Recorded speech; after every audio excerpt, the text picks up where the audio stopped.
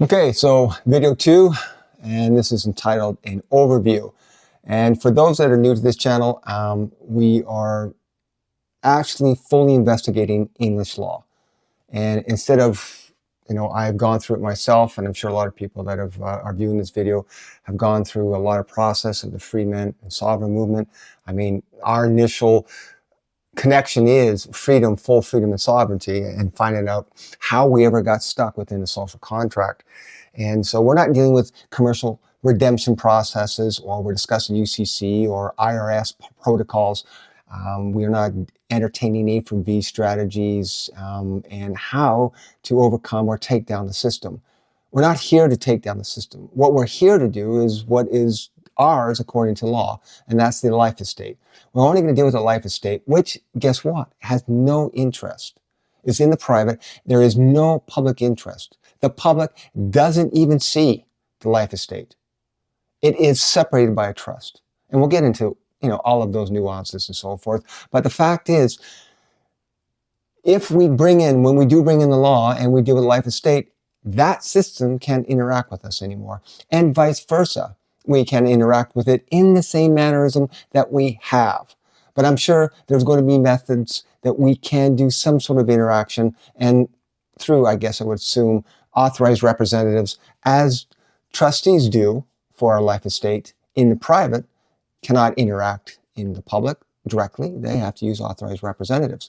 And I've gone a little bit too far with that, but I wanted to make sure, if you're new to this series, we are going for full freedom, 100% undefinably, grade A. We want to be removed from the English law system entirely, okay, left alone.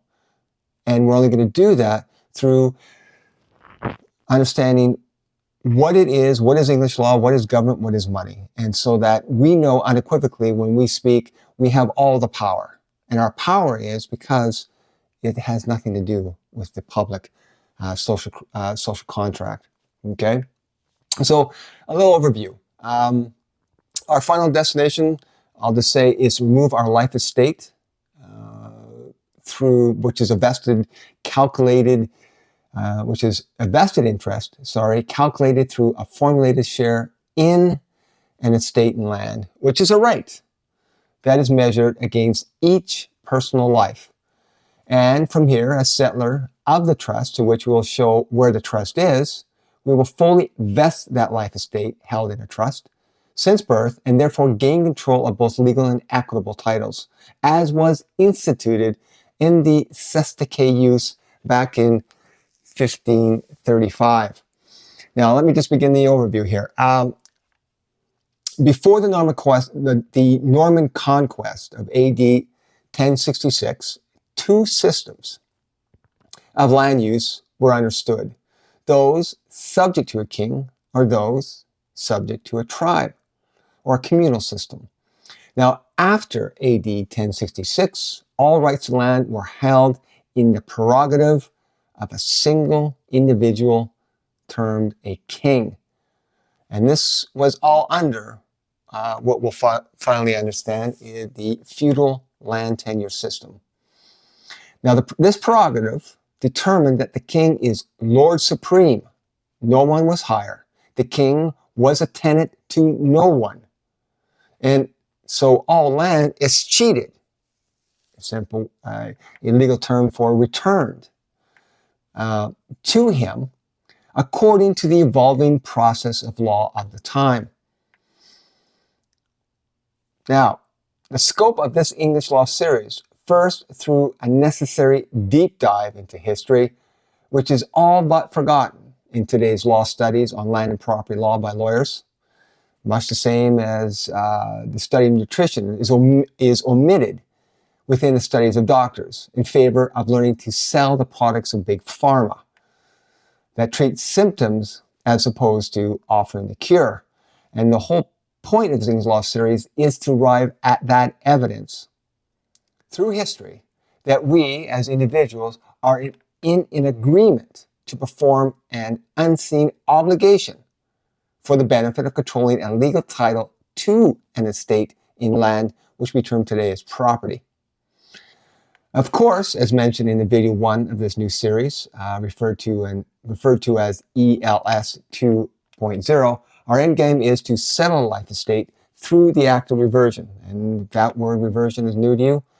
Well, it was new to many beforehand as well. And now that they understand it, you will too, because we're going to completely understand how we use the act of reversion in order to have returned our life estate created at birth. Okay, let me continue. The feudal land tenure system is still in effect today, barring the notice of obligation that is a prerequisite of holding any estate land through the capacity of a tenant. The Crown with a capital R, so I'm going to use the word Crown with Crown R, and from this period henceforth will mean that institution which holds radical title to all land noticed in the originating common law and feudal land tenure system, which is the evolution of the, I'm just going to say it again, which is the evolution of the land tenure system, the feudal land tenure system. So in contrast to the Crown in Parliament and government, which consists of a grouping of rights to land, which includes the Crown with a capital R on its board or within its institution. So when I use Crown R, I'm referring to only that institution what's holding all the land interest since the origins of the Doomsday Book in 1086, and which is carried through on as evolution to which we experience now as land and property law. And if I mention any other crown without the capital R, it means that which is used by Parliament and used by governments and so forth. Okay. Now, so to continue on with this, that the Crown R, who holds all land in trust right now for and behalf of the people, and affords an administrative right to government to lawfully, fully, and freely represent the estates of the people, essentially to, as of days of old, manage the waste made upon a defined territory. So government, that's essentially what they're doing.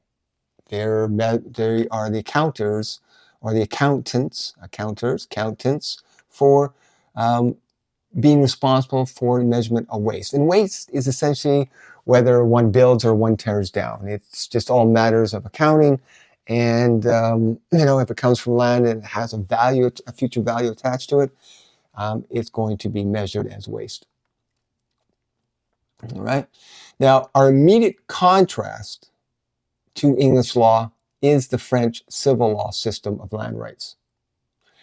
The French, after the French Civil War of the late 18th century, adopted the Roman civil law system of landholding, which basically removed, that was the whole premise of them and the French civil law, is to remove the obligation that was tied to all estates and land under English common law.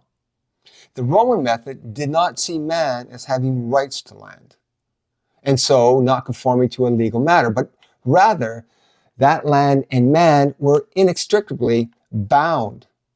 And so this was not a right, but rather a complete ownership to land.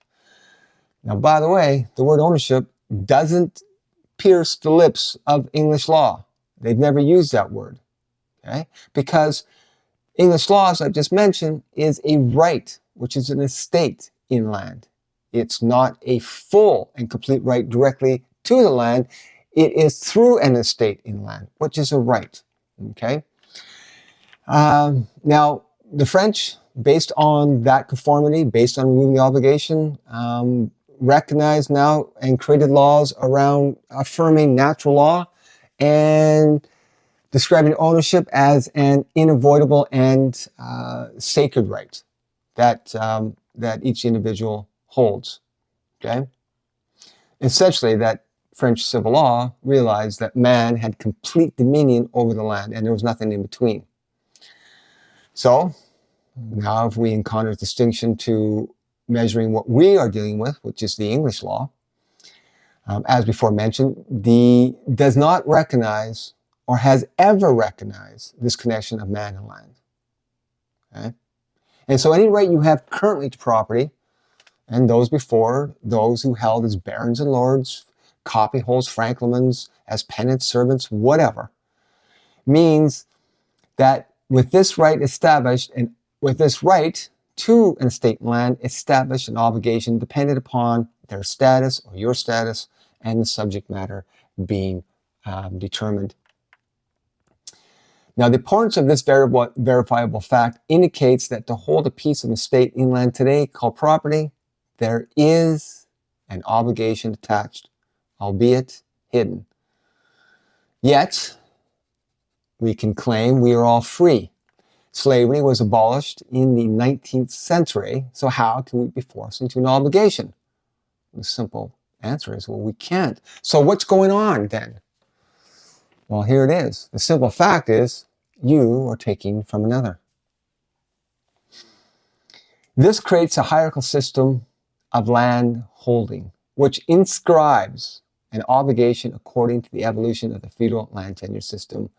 This is what glues the entire structure together. As no land can ever be held in abeyance, and so all lands, still today, must end up at a central point. And that, my freedom-loving friends, is the Crown, capital R.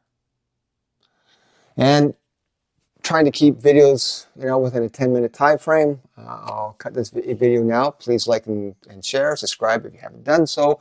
Share. In fact, as we progress through this, share with lawyers and judges. Let's get their feedback. Some of them haven't got a clue.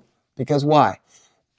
It's like, the nutrition to doctors, they've never been taught this.